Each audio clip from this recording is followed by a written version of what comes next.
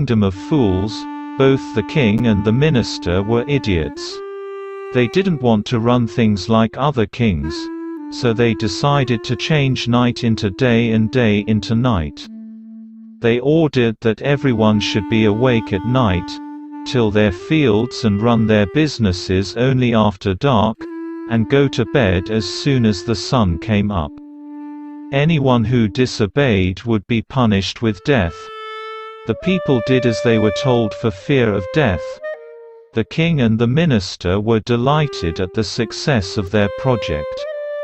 One day a sage and his disciple arrived in the city. It was a beautiful city, it was broad daylight, but there was no one about. Everyone was asleep. Even the cattle had been taught to sleep by day.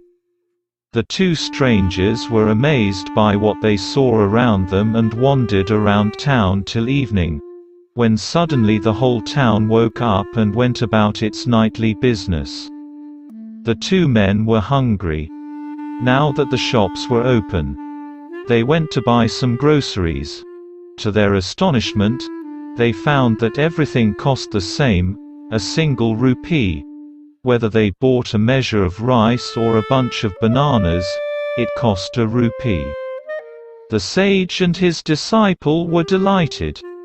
They had never heard of anything like this. They could buy all the food they wanted for a rupee. When they had cooked and eaten, the sage realized that this was a kingdom of fools and it wouldn't be a good idea for them to stay there. "This is no place for us. Let's go," he said to his disciple. But the disciple didn't want to leave the place. Everything was cheap here. All he wanted was good, cheap food. The sage said, "They are all fools. This won't last very long, and you can't tell what they'll do to you next." But the disciple wouldn't listen to the sage's wisdom. He wanted to stay. The sage finally gave up and said, "Do what you want. I'm going." And he left. The disciple stayed on, ate his meal every day, bananas and butter and rice and wheat, and grew fat like a street-side sacred bull. One bright day, a thief broke into a rich merchant's house. He had made a hole in the wall and sneaked in. And as he was carrying out his loot, the wall of the old house collapsed on his head, and killed him on the spot. His brother ran to the king and complained, "Your Highness, when my brother was pursuing his ancient trade, a wall fell on him and killed him. This merchant is to blame. He should have built a good, strong wall. You must punish the wrongdoer and compensate the family for this injustice." The king said, "Justice will be done. Don't worry," and at once summoned the owner of the house. When the merchant arrived, the king questioned him. "What's your name?" "Such and such, your highness." "Were you at home when the dead man burgled your house?" "Yes, my lord. He broke in and the wall was weak. It fell on him." The accused pleads guilty. "Your wall killed this man's brother. You have murdered a man. We have to punish you." "Lord," said the helpless merchant, "I didn't put up the wall. It's really the fault of the man who built the wall. He didn't build it right. You should punish him." "Who is that?" "My lord, this wall was built in my father's time. I know the man. He's an old man now. He lives nearby." The king sent out messengers to bring in the bricklayer who had built the wall. They brought him, tied hand and foot. "You there? Did you build this man's wall in his father's time?" "Yes, my lord, I did." "What kind of a wall is this that you built? It has fallen on a poor man and killed him. You've murdered him. We have to punish you by death." Before the king could order the execution, the poor bricklayer pleaded, Please listen to me before you give your orders. It's true I built this wall and it was no good. But that was because my mind was not on it. I remember very well a dancing girl who was going up and down that street all day with her anklets jingling. And I couldn't keep my eyes or my mind on the wall I was building. You must get that dancing girl. I know where she lives. You're right. The case deepens. We must look into it. It is not easy to judge such complicated cases. Let's get that dancer, wherever she is. The dancing girl, now an old woman, came trembling to the court. Did you walk up and down that street many years ago, while this poor man was building a wall? Did you see him? Yes, my lord. I remember it very well. So you did walk up and down, with your anklets jingling. You were young and you distracted him, so he built a bad wall. It has fallen on a poor burglar and killed him. You've killed an innocent man. You'll have to be punished. She thought for a minute and said, My lord, wait. I know now why I was walking up and down that street. I had given some gold to the goldsmith to make some jewelry for me. He was a lazy scoundrel. He made so many excuses, said he would give it now and he would give it then and so on all day. He made me walk up and down to his house a dozen times. That was when this bricklayer saw me. It's not my fault, my lord, it's the damned goldsmith's fault. The poor thing, she's absolutely right, thought the king, weighing the evidence. We've got the real culprit at last. Get the goldsmith, wherever he is hiding. At once, the king's bailiffs searched for the goldsmith, who was hiding in a corner of his shop. When he heard the accusation against him, he had his own story to tell. My lord, he said, I'm a poor goldsmith. It's true I made this dancer come many times to my door. I gave her excuses because I couldn't finish making her jewelry before I finished the rich merchant's orders. They had a wedding coming, and they wouldn't wait. You know how impatient rich men are. Who is this rich merchant who kept you from finishing this poor woman jewelry? Made her walk up and down. Which distracted this bricklayer, which made a mess of his wall, which has now fallen on an innocent man and killed him. Can you name him? The goldsmith named the merchant, and he was none other than the original owner of the house whose wall had fallen. Now justice had come full circle, thought the king, back to the merchant. When he was rudely summoned back to the court, he arrived crying, It wasn't me but my father who ordered the jewelry. He's dead. I'm innocent.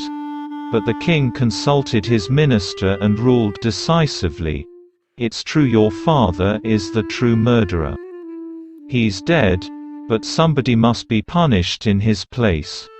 You've inherited everything from that criminal father of yours, his riches as well as his sins.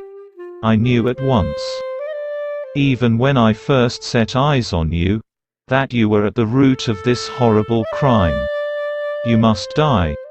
And he ordered a new stake to be made ready for the execution. As the servants sharpened the stake and got it ready for the final impaling of the criminal, it occurred to the minister that the rich merchant was somehow too thin to be properly executed on the stake. He appealed to the king's common sense. The king too worried about it. What shall we do?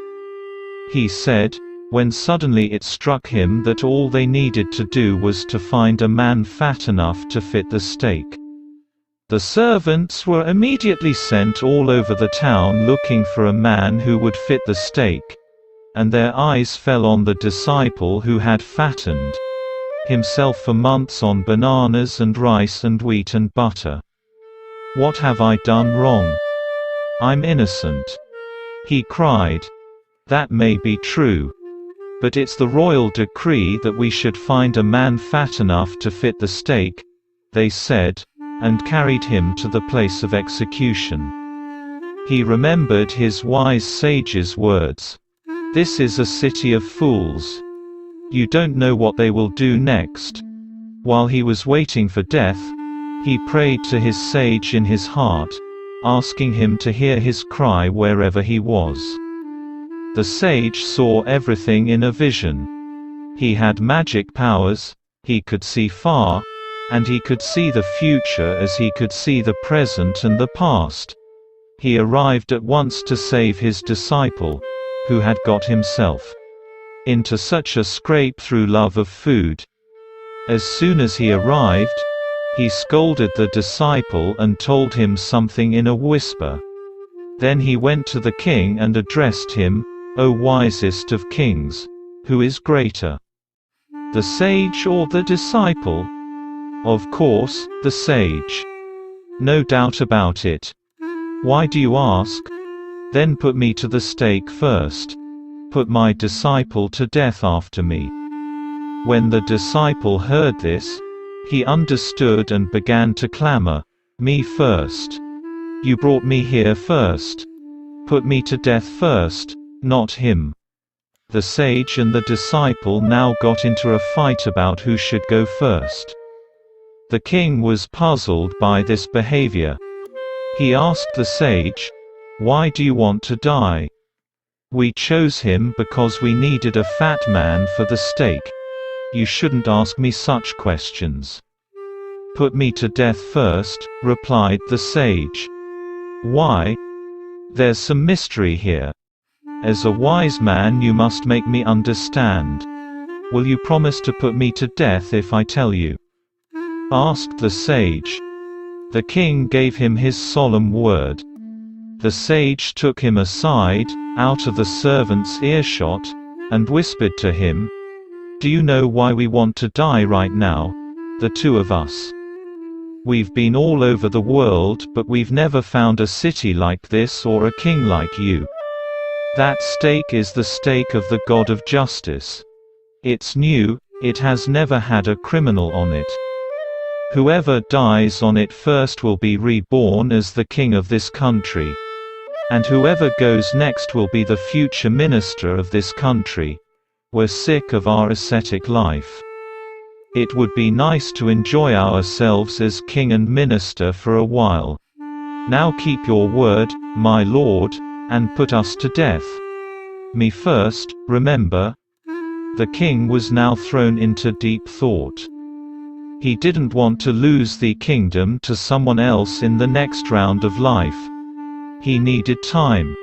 So he ordered the execution postponed to the next day and talked in secret with his minister. "It's not right for us to give over the kingdom to others in the next life. Let's go on the stake ourselves and we'll be reborn as king and minister again. Holy men do not tell lies," he said, and the minister agreed. So he told the executioners, "We'll send the criminals tonight.